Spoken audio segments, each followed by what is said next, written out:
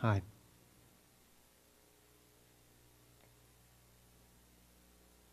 I know that this is not the best time to get together, but we are together. I know for many of us, this whole situation has shaken us. It's shaken me.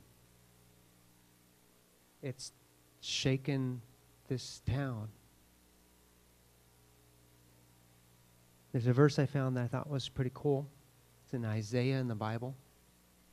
And it says, though the mountains be shaken and the hills removed, yet my unfailing love for you will not be shaken, nor my covenant of peace be removed, says the Lord, who has compassion on us. Who is Cassie? We knew her at bursts. She didn't have email. She didn't even have a cell phone for most of her life. We loved her and knew her when we were young growing up. And then when I was called to go and help and work in Africa, we'd come back every year and a half, 2 years, and just have an intensive dose of that mega smile. And she would take off work, she'd come, she'd spend her time with us. Those were our moments with Cassie. All of us, every one of you has been touched in some way by her. And that's why we've asked you all to bring one flower, something that represents her to you. The videos show the diversity of how she's touched our lives differently in different ways and in different amounts at different moments, and they're all valid. She was described as an angel. I think she's the best example of someone that I've seen that expresses unconditional love. And you know, she always had hope that even in the worst situations that things could get better.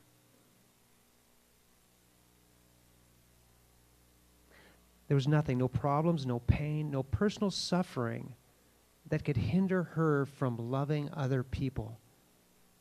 That's radical, for people to be able to do that. And she could do it. She did it well. She always believed the best in others. You know, there's another verse that says, above all, love each other deeply, because love covers a multitude of sins. It doesn't say it wipes them away. It says it covers them. Sometimes they can still be there, but they can be covered by love.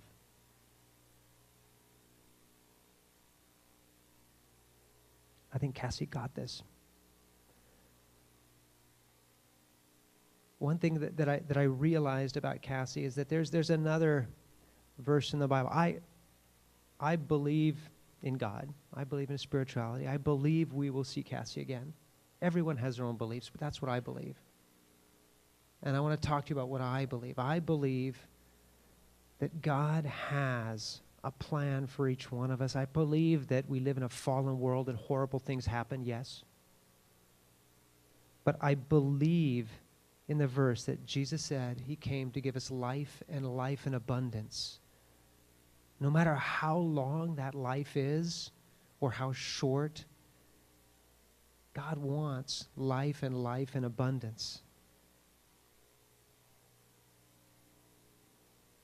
I think another way to say it is that God has a life better than what we could have ever dreamed of. And I believe that is about now. I believe spirituality is about God connecting with us now, about God connecting with my sister while she was here, every moment. It's not about, I don't think spirituality and my concept of a living God is about heaven and hell. I think it's about, the Bible talks so much about the kingdom of heaven being now, being here. And it's not easy always to step into that and to find that and to live that. And that was a challenge. Cassie had some incredible challenges, huge challenges. And I think it was very difficult for her to be able to grasp that. There were moments, there were bits. I believe her safe place, her place of the kingdom of heaven now was at work. So many of us punch the clock and we do what we need to do to get to retirement, but we just want to get done with our jobs so that we can go home or go to the weekend or go do something. Cassie's kingdom safe place was at work. She would go there on her days off because as time went by, home got ugly.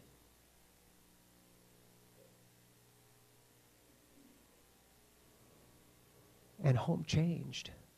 Home became the Benedictine nursing center for her. I could see that in the relationships. And when I spoke with the nurses and saw what she was living there, that was her life in abundance. And I believe that just a few months ago, she decided, no, I want more. I don't want this kingdom of God to just be this time when I'm at work. I want a dream. I want my dream. I don't want to just dream my dreams. I want to chase them. She took risks.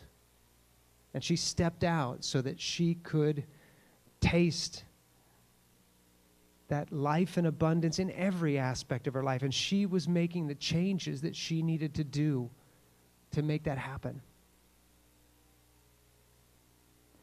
This last week, I've been spending a lot of time just interviewing people and talking and trying to find out as much as I can about what she was living, about those moments of the kingdom in her life. And I have another video I want to show you because I was amazed at how many people saw that she was tasting that now.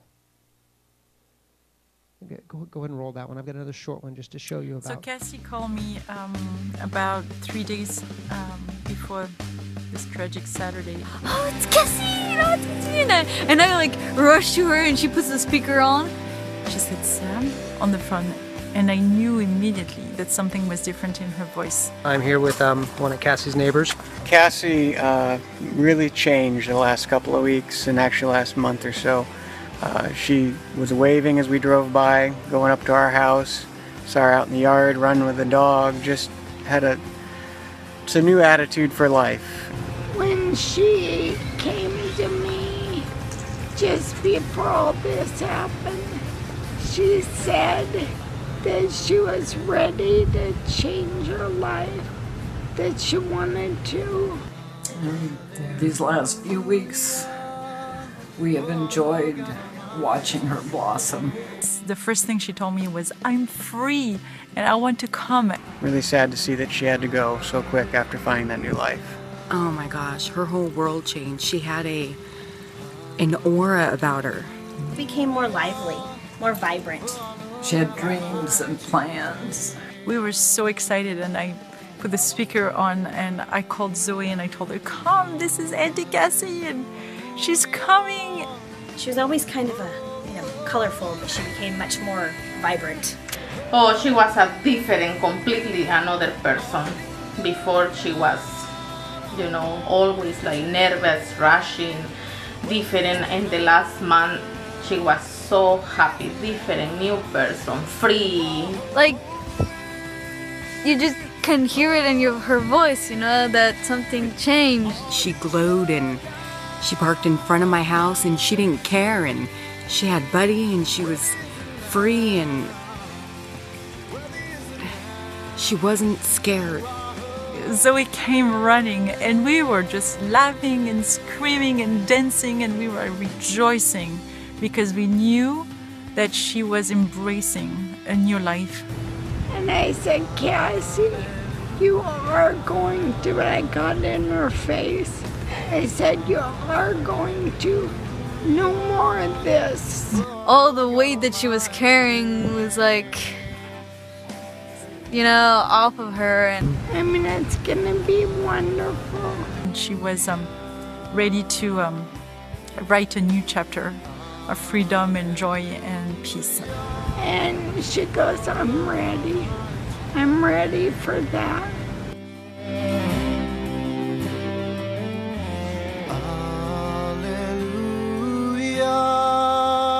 That new life is what was really needed on this road, and it's going to be missed.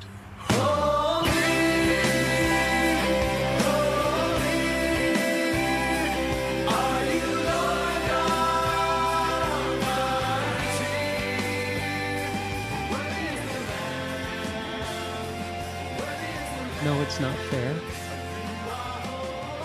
It's not good. But there was some good. There was some joy in her. Yes, I'm sick. Yes, I wish it would have lasted a lot longer. Absolutely.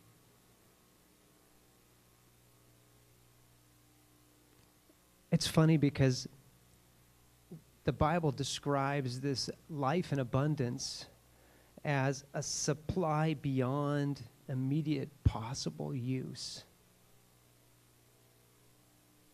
The abundance that comes from God is not just for me. It's for me to pour out to people around me. It was for my sister to pour out to people around her. She had a dream.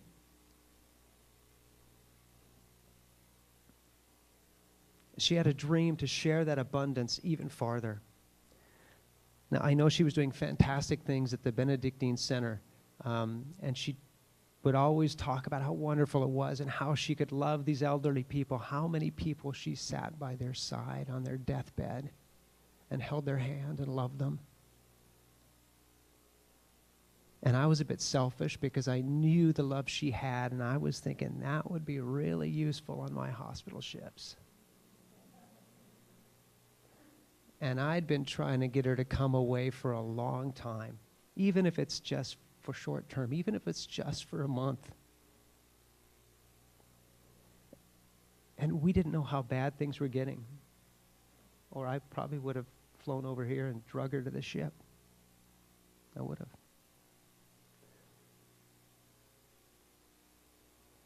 She was planning on coming. She was getting a passport. We'd been working on it with her. She was going to come over in Christmas. We were going to talk about things. We were going to find a ways. And for me, it was a perfect way. If things are tough, I thought, what a great way to get her away from the problems and give her time to get things sorted. It would have been perfect.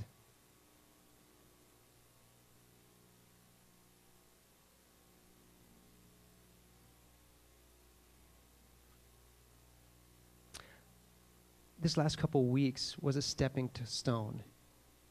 I was amazed to hear how many people that said she was bubbling. God was touching her life in a new way. She was dreaming, she was chasing those dreams, and that was the most, she had a beautiful life, but that was some of the most beautiful part, even though it was challenging, even though there was danger and fear, but there was joy in the middle of that because she was getting out. She was finding a way that she was going to be able to go out and really live that abundant life to the full. She had a dream.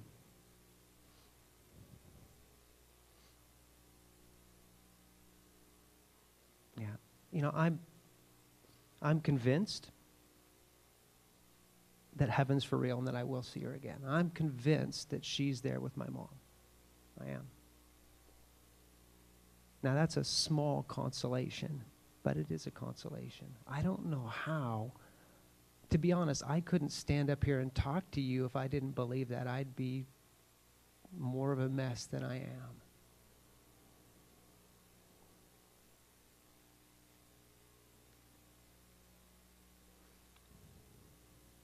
Yeah. You know, I don't want to sugarcoat the situation. I don't want to sugarcoat this. Some friends of mine that work with me on the ship, a lot of people don't know what to say. And they sent me an email. They said, I don't know what to say. What do you say in a situation like that? And they said, all I can say is that this is probably the crappiest thing I've ever heard. And the first thought that came to my mind was that crap makes the best fertilizer.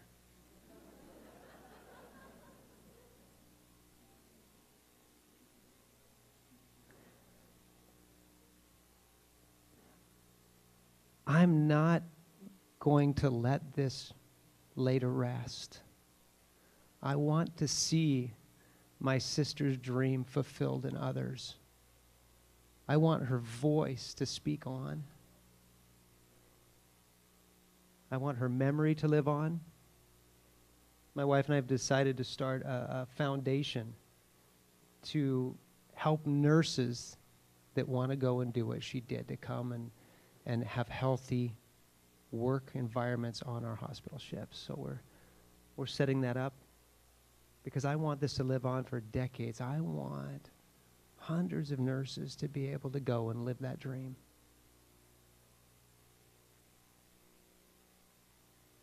I want it to grow. Unless a seed dies, it can't grow. Unless you plant it in the ground, it can't sprout up into a tree that's going to bear a lot more fruit. But if you put that seed in the ground and you don't water it, it's not going to grow. If we walk away today and say, oh, yeah, that was such a shame, it's not going to grow. Well, I'm not going to do that. I'm going to water it. We're going to start this foundation. We're going to see what we can do to make sure it happens and moves on. I want her memory to live on. We live in an age of multimedia, which is incredible. It's been such a joy to just collect people's opinions and stories about my sister. What you saw there, I have 4.5 hours of people talking about her. 4.5 hours. And I tell you, I slept 45 minutes last night trying to throw it together so I could just get the cream out of it. But there's a lot more good stuff in there. And it's uncut. It's uncut. It's what people feel. It's their angers, their fears, their joys, their stories, their jokes. And I'm going to put it out on a DVD. And I want anybody who wants that to have it for free. I'll cover that. There's a sign-up list out on the back. If you want one or you want a few to be able to pass on, sign up and I'll send you the DVD. If you want to give something for it, don't give to that. There's a bucket out there. Get a hold of Sam. You can give to the foundation we're setting up. If you want to give a lot to the foundation, we're setting it up as a nonprofit. You can even get tax deduction. But I want it to live on. I want her memory to live on. I want her dream to live on. I want her voice to live on. It's interesting, Bonnet, that you thought about that as well. What would she say to us? And I racked my brain about that as well, saying, what would Cassie want to say if she knew this was going to happen? She didn't know. She had thoughts that maybe, but if she knew this, what would she say? What would she say to you? What would she say to the world? And I think one of the things that she would have said is, yes, love deeply. Love deeply. But make good choices.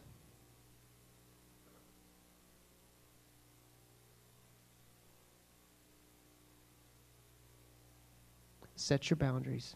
Make good choices. And love deeply. And that can be different for each one of us. You know what choices you need to make that you're not making. There's little things nagging at you. Make good choices. One of the best choices you could make is to understand what this is, this life in abundance. It's not that hard to find. I think the people that are looking for it will find it, and you know where to look. The other thing I think she would say, don't just dream your dreams. Everybody has dreams. Sometimes they're little small dreams or dreams here or there. Everyone, I think, has some dream at least one time or another in their life. And we are full of a world of people who dream dreams. And my challenge to you is don't dream your dreams. Chase them. Because if you just dream your dreams are just going to be a dream. But if you chase them, they can become reality.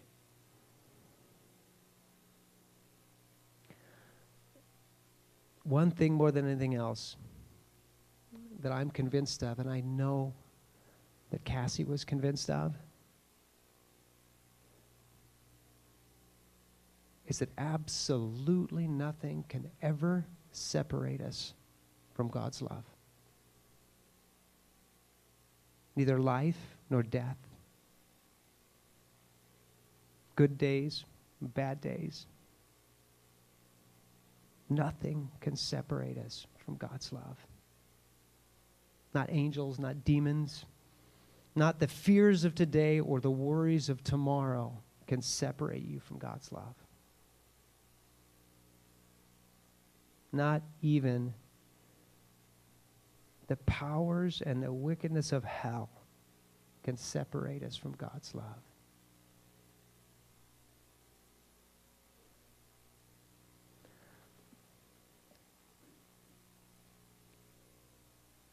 Sometimes I'm amazed as well at God's love and just the strength that comes from God's love. Because otherwise, there's absolutely no way I'd be able to stand up here and not crumble into a million pieces talking about my sister and the way she died. Absolutely no way.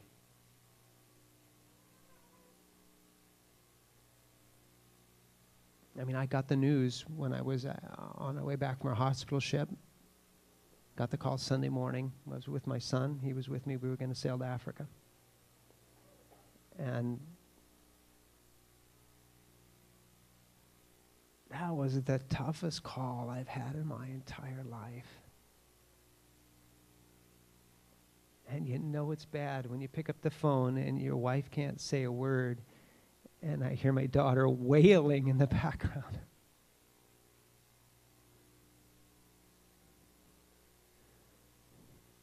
And I just fell down and cried an oasis in the desert of Spain. My poor son sitting there going, what's going on?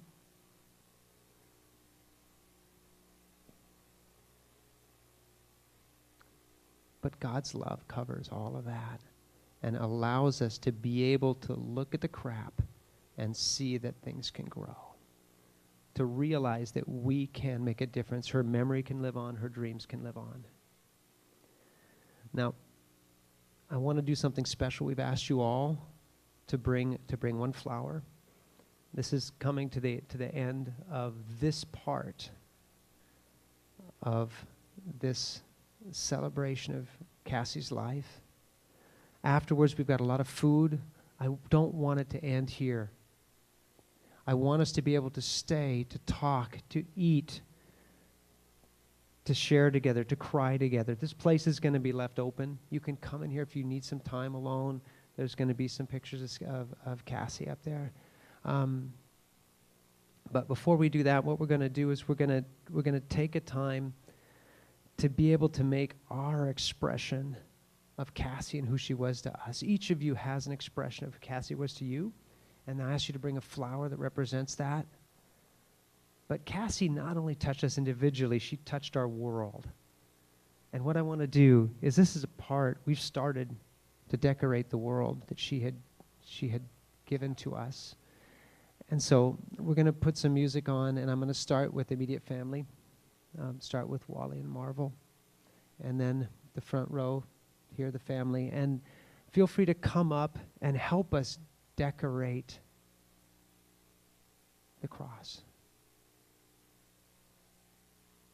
Feel free to put it in one of the things on the ground. You can tuck it into the cross. Do whatever. You can walk on the grass. But I want us to do this as an offering up to Cassie, but also she's gone physically. We won't have that back. And we need sometimes a symbol, something to say, we're saying goodbye for now. So I want you all to be able to come up and do that. Once that's done, you're free to stay. You're free to go out and mingle. And Take your time. If you want to go out and come back later and put your flower up there, I want it to be really free to do what you want to do.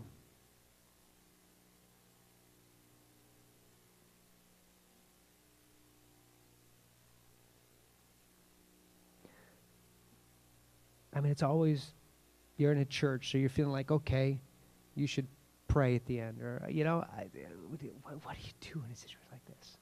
You know? Thank you. Great idea. If you don't have a flower, come pick one out. Take one from here and tuck it in there and decorate it.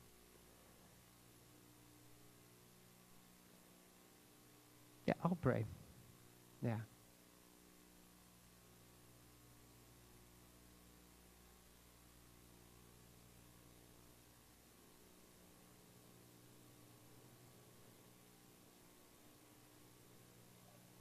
God, no, I don't like this. Definitely don't understand this.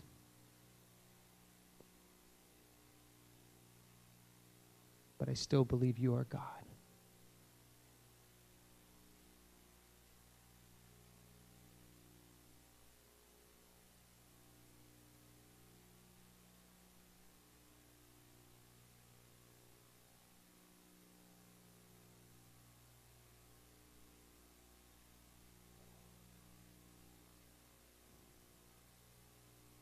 Thank you that nothing can separate us from your love.